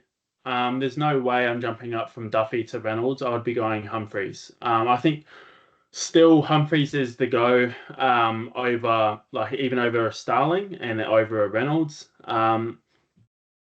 Like as much as I'm a bit whatever about the Humphreys trade, I think he is better than both Reynolds at the price and Starling for this week. I don't hate the Reynolds buy, but at the same time, and the same with Humphreys, it's just a bit of a whatever feeling with both of those guys. Yeah, I think I'm just a bit more keen on the Reynolds buy just because the Broncos draw is so good. Obviously, 6 of the next 8 games at home, and he's a bit of a pod, and he's got the kicking tee. So just a bit more upside, I feel, with Reynolds, and he could be someone that actually makes you score you a few decent points rather than just making some cash. But yeah, obviously very situational, but don't mind the buy of either of them, we can say. Moving on to the 9th most purchased this week, we got Big Money Munster. So there's someone else who I do want to throw in with conversations with him. It would be AJ Brimson, he's dropped a little, not Brimson, Jaden Campbell, who's dropped a little bit now to number 14 most purchased. But a lot of people are after 5'8" this week. Who would you be going and why? Jaden Campbell, without a shadow of a doubt. That guy, he's phenomenal. For SuperCoach at least, he's exactly like Hines, just one of those guys that he's a bit like a Swiss Army knife. He does a bit of everything. He goal kicks. He's involved in everything. From the Titans' point of view, he's their number 7. He's a runner of the football, makes tackles in the front line. I definitely would be going Campbell, even for their extra 100k. I'm huge on him as a super coach player and have been like since last year when I bought him in for 400k. Yeah, I think I would lean Campbell as well, but I think it's closer than I think it's closer than you think it is because I think Munster's obviously 100k cheaper in a better side. Now we don't have Kinney for the Titans. I think that is going to affect them. I think they're going to do a lot worse now, so there won't be as many tries and points that the Titans are scoring, so less conversions for Campbell to kick. But obviously, Campbell is at the everything is in and around everything there at the Titans, and he does have the kicking tee. So if I was to pick one this week, I would I probably go just because he's 100k cheaper, and I think they'll both score pretty similar. I'd probably go Munster, but it's close. But I just think for the 100k savings, I'd go Munster. But I'm assuming you'd go JC. Yeah, I'll go JC, and the 100K savings and he's less of a household name as well. Like, look at the ownership; it's 30.6 ownership for Munster compared to Campbell at Five uh, percent. 5%, 100%. That's Campbell all day, every day, and twice on Sundays. Like that's I'm taking Campbell every day of the week there, and the price difference and like Munster's obviously a big name, is why people are going Munster. But you actually have a look at his scoring this year, and his base is well down. I think Munster's a great buy, but I would 100% be going Campbell over him. And look at the Titans draw as well. It's like I know the Storm have a great draw, but so do the Titans. Yeah, it will be good. So let us know your thoughts in the comments, guys. Who would you go if you're in this dilemma? If you need a 5'8" this week, because next week I reckon I'll be in that same dilemma. I'll be wanting a 5'8". I'm this week. I'm reviewing. I'm going to watch how both Munster Campbell play, and then I'll probably be looking to grab one next week. And then for the 10th and final player of this segment, we'll talk about is big Tommy Jenkins. So 6,000 people have brought him in so far. He's 215K, a center wing for the Panthers, and he's got a negative 46 BU already. What do you think here? I like it. I know it goes against SuperCoach sort of etiquette where you wait till that round three price rise. Some because obviously he doesn't have the greatest job security with Jake Casey McLean dropping out. But I think I would be fairly confident in going him, and that's a long-term play. Jenkins played really well last week. I think he holds a spot for them. He's going to be a play this week against the Rabbitohs or tomorrow in tomorrow night's game. I think you can go a week early. You know, as I said, preferably you would wait another week, but sometimes you can't. You just need to free up the cash. And I think with these other centre wing cheapies emerging, such as Jalen de Groot, who's 232K coming in for Kinney, and you've got Robert Darby around those areas as well, 214K. You can, if Jenkins does drop out next week, you can just flick him to one of these guys in the next coming weeks, and it's no big issue. So I don't think um, it's a like I quite like the buy, and he's someone that I did consider going a week early on just because I needed to free up funds. I'm not going that route, but I definitely understand it, and I'm not against it just because he's not going up in price. Yeah, so I've got a bit of a differing opinion there. I would just be waiting the week. It's just so much safer because anything can happen. He can get a HIA, he can do his hammy, he can break his leg. Anything can happen on the weekend. So instead of just burning a trade to then move him out again, I would just wait, see how he goes. If he looks good, which he does, I reckon he will look the goods, and I think he'll be a great buy just next week, not this week. But that wraps up the new segment of the most bored and sold players and our little chat about that. So yeah, let us know if you guys like that. And we'll move on now to our sort of trades for this week and captaincies. So we'll do some live trades for me. So I'm pretty keen and locked in on my trades for this week. So we'll reset the reserves here and then we'll go. So I've obviously lost Roger to Avasa Sheck this week. So Roger is out, and coming in is big Tupelodu. As I sort of mentioned before, big on him on the Dragons. We're loading up on the Dragons. On the topic of loading up on the Dragons, we see Aongi out. He is not now. This is I'll do my other trade first, and then we'll do Iongi. So my other trade is Lucas. Obviously, he's a sell. He's out, and sort of the no-brainer buy here is Nicholson because he's going to make a bunch of cash. Love the guy. Looks a good buy. So these two trades leave me with 534K in the bank. So that's obviously plenty of money to burn. So I'm looking to upgrade. And so my upgrading options is between Gasevsky up to like an Eli Katoa sort of thing, or it's Iongi up to a Gutherson. And I think I've come to terms. I'm pretty keen. I'm gonna go the Gutherson route just because I think the upside is a lot more with Gutherson. I think he's going to make more cash as well. I do think Iongi is a better hold, and I'd rather sell Gasevsky, but just with sort of the makeup and everything this year, having the flex, I think I would just prefer to upgrade Iongi, get Gutherson in, get in the cash that they're going to both make, Tupelotu, Nicholson, and um Gutherson. Like that's three great traders right there. They're going to make a bunch of cash. and I'm just going to load up on that Dragon's Edge. So yeah, that's going to be my trades for this week. That leaves me with 155k in the bank for next week. Obviously, captains and vice captains become a bit difficult this week. I will be playing Sandon Smith over Pakes again. We'll be persisting with that, who I can never get right, unfortunately. Haas, Same here, Terrell mate. May. Yeah, serious, eh? Haas and Terrell May. We can lock that in. Think I might vice captain Payne Haas now, especially with the news that Pappenhausen is now no longer kicking. So that makes him a bit less appealing Jeez, as a mate. What captaincy about the option. personal insight today?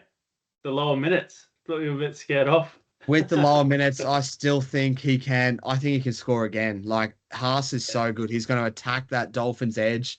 We kind of saw last week the Tigers tear the Dolphins a bit to bits. So if the Broncos are any good, they should do the same. And with someone like Payne Haas in the team, like I do think his minutes will be down, but I think his production and value will be up. Like he's just a monster. So I, I'm leaning him at the moment, but that could change if I'm chasing a bit more upside. But yeah, not going to play Nafu White again. I just don't think the upside's there for the minutes. I'm locking in Tino, Gilbert, and Horse as my second row. We'll be putting a reserve on Nicholson, bringing him in this week. Pretty keen on him. We'll make some good cash. We'll go we'll go Captain Hines this week. So Captain Hines on Saturday night against the Dogs. I don't think it's a great-ish matchup, but the Sharks are home. It's a Saturday night against the Dogs, who I don't think were great at all against the Eels. And I think the Sharks are going to continue to get better. And I'm hoping for, again, a good performance from Hines, who I don't think will be too highly captain this week. So a bit of a good pot option there. 5'8", I'll be playing both Dewey and Metcalf. Happy, very happy with Dewey. Metcalf is the one who I'm not, but if he's in my team, I've got to play him, got to chase that upside. Obviously, a bit of an easier matchup, or you could actually say a harder matchup this week against the Tigers being the best defensive team in the comp. But, Get off but yeah, I still back it. him to do well. I still back if the Warriors to score points, I still back him to be in and around that point scoring. So happy to play this week. In center wing, we've got Garrick and my new acquisition, Tipolotto here. We're going to bench Marzu, obviously, because he's on the bye this week for Shibasaki. We'll bring Shibasaki in, and then we'll be playing Shibasaki and Arthurs against the Dolphins. I think they'll both do well this week. Hopefully, they can both drag a try. That would be ideal. And then I'll also be playing Tamale against the Cows. I think, as we sort of touched on, it's a good matchup. Hopefully, he sees a bit more ball this weekend and is not getting flogged like he was last weekend. And I'm also going to be playing Toya. I'm just going to be chasing that upside against the Titans there. So those are my reserves. Obviously, we've got Gutho now coming into the flex. We've got Ponga at fullback, who we're benching this week, and we've got Pappy. So that's sort of my trades and skippers for this week. Doesn't look as strong, especially compared to others, but I'm just happy to sort of take a hit this week with benching both Cleary and Ponga and just chase the upside, go with the Gutho, go with the Tupolotu, make a bit of cash and sort of upgrade in a couple weeks' time when hopefully these blokes have made a couple 100K each and have got me hopefully a couple good scores along the way. So yeah, that's me for this week. Moving on to you, mate. Do you want to sort of talk us through your trades and team for this week? Yeah, I was going to comment on your trades and team. And Oh yeah, give you my thoughts. Yeah. Let me know, mate. What do you reckon? Yeah, well, I like the moves. First of all, I'll just flick it back. Yeah. First of all, welcome to the three-gun fullback routine. Yeah, jumping on. Yeah, good to see you. Look, I don't think Yongi's a sell, and personally, I think I would be doing the Gashevsky trade to Ali Katoa over Yongi to Gutherson. That's just my take, but I definitely understand, what you're saying with the upside, etc. I like the side for this week. Not too much further to comment. I think I would be having a look at VCing Hines and captaining Garrick, but we both had a bit of a mention on that this week. Before the podcast. But yeah, generally like the side and I like the trades. Tuipulotu, Gutherson, can't fault those guys as buy-ins at all. And then Nicholson, he's my number one favourite buy-in this week. So big on those guys. But yeah, as I said, I think looking at it, I would rather keep Yongi, sell Gashevsky, and go Ali Katoa over Gutherson. But that being said, much of a muchness. Gutherson's a great buy as well.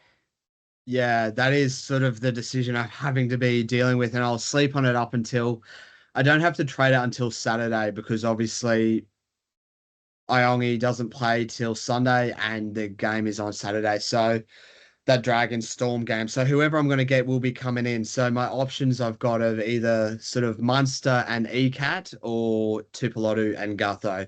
I can go Gutho and Munster. I can do all sorts of Yeah. combinations, but those are sort of what it's coming down to. And I'm just thinking with the cash they're going to make, I do want to get a bit of the Dragon's pie. I think they look good. And I just hope that as long as the cash, they're going to actually score. I'm not expecting much this week. I think if they get 60 this week, I'm happy. Gutho maybe ideally a 70. Yeah. But I think moving next week and the week after are really the weeks I'm targeting there. So yeah, I think I'm happy to take a hit there. But yes, that's definitely the big decision. It's who am I sort of using that other trade on?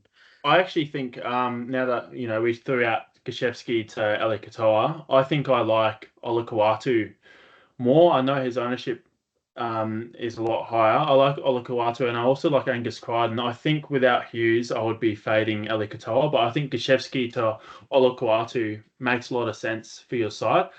Olakau'atu is paying $2 anytime this week. He's running at the Eels. There's just no way that he doesn't do anything in that game. I think that's a great trade, and I think I prefer looking at it. I prefer that over going Yongi to Gutherson. Yeah, that definitely something to think on.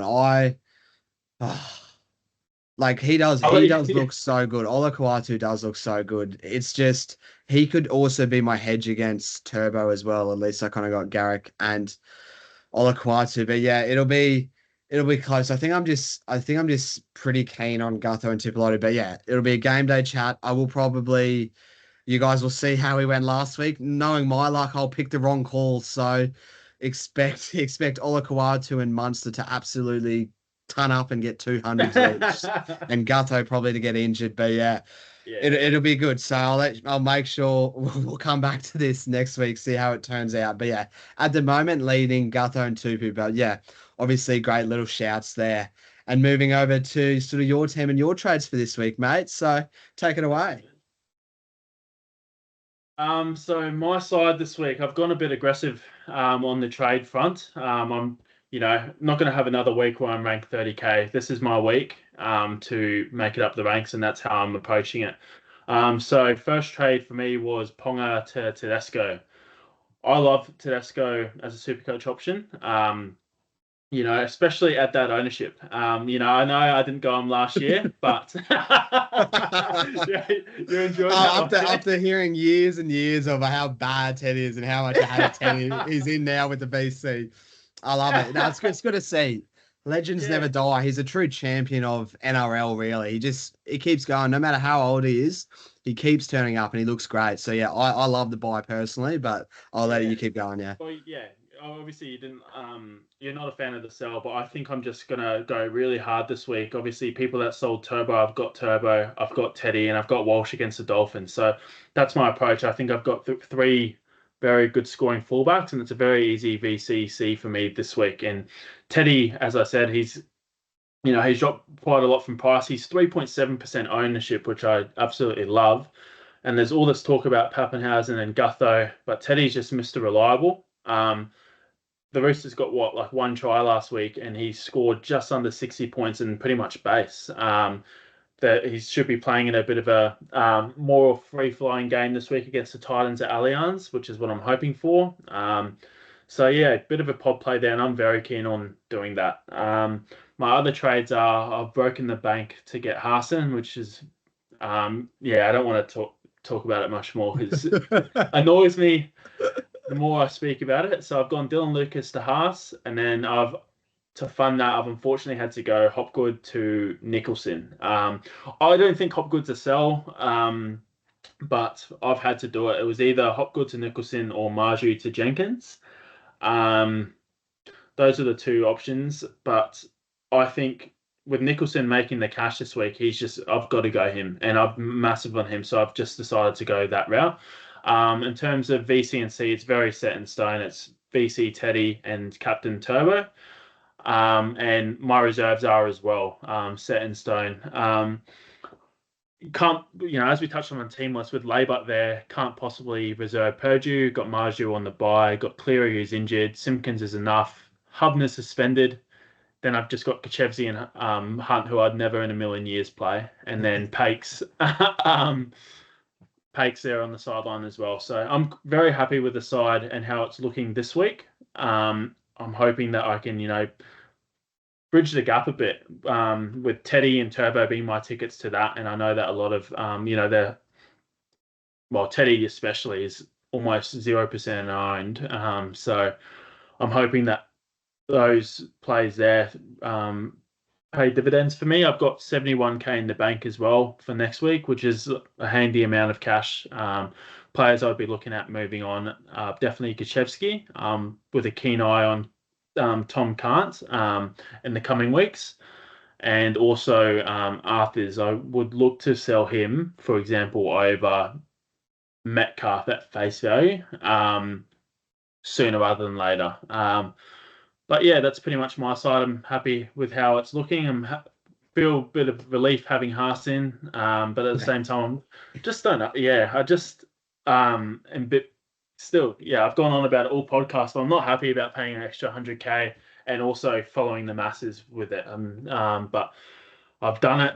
That's just it's not a typical move for me to make. It's very hard for me to do moves like that where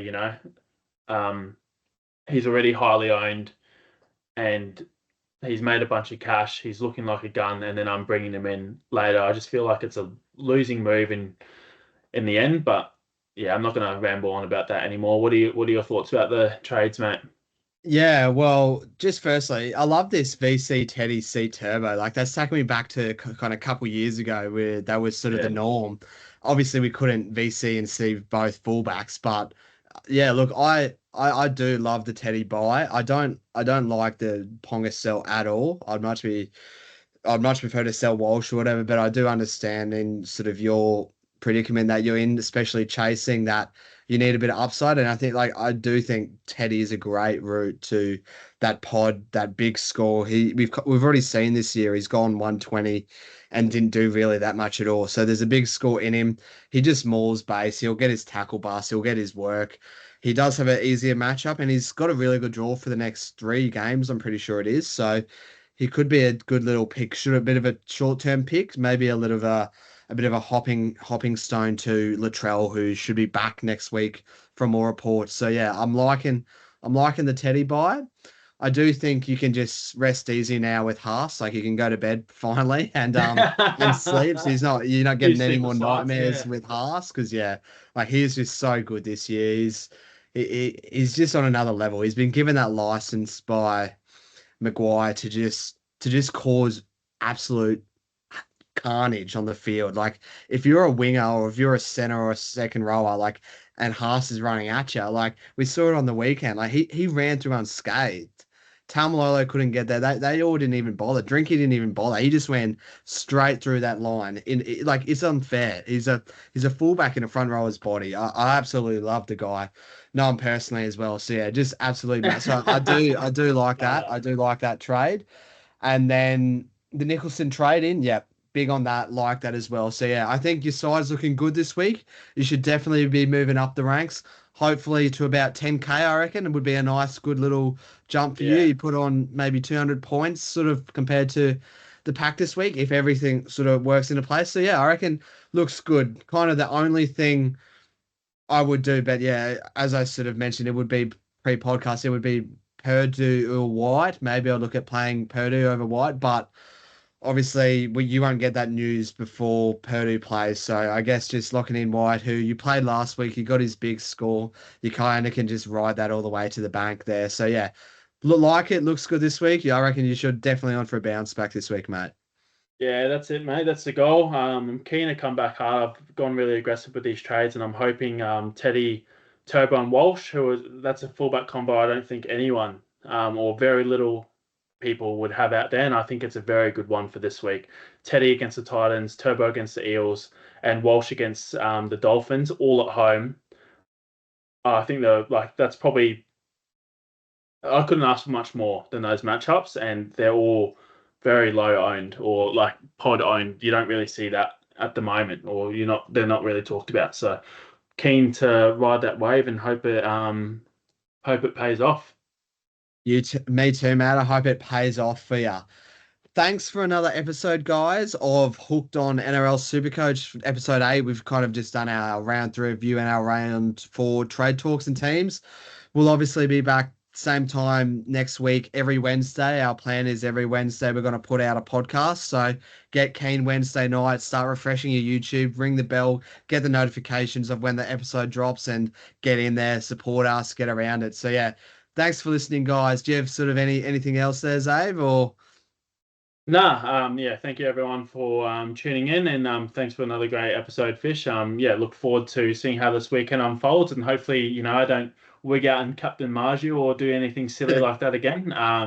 Keen to start knuckling in now and climb up that rank board, and I hope you do the same, and I hope we can both start sort of progressing from here. As we know, round 1 to 3 means very little. It's this sort of period now where you start to dial in.